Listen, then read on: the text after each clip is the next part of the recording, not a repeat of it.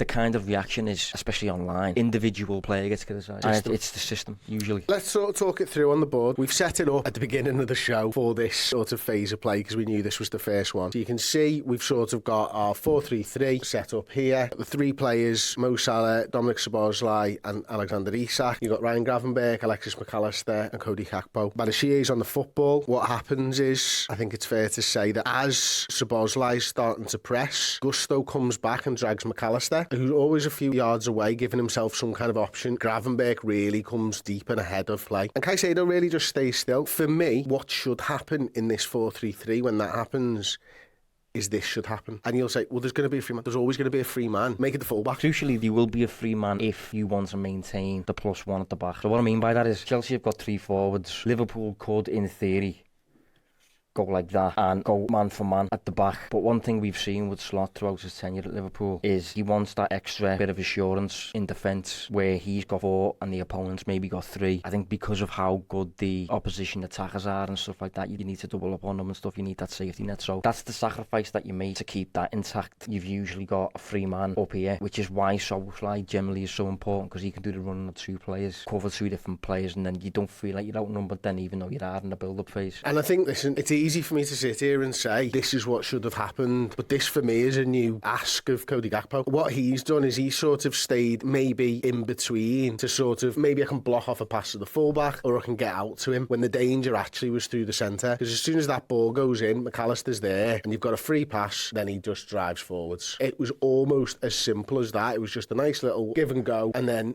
again, this could have been solved by that happening. And what would end up happening is you go there and then you start driving. You'd not be in a great position, but you've not given up the centre with Caicedo, which ultimately is still a worldie. Yeah, I mean, you never want to give up the centre, by the way. Any people who play chess will, you don't give away the centre at the park, you just don't.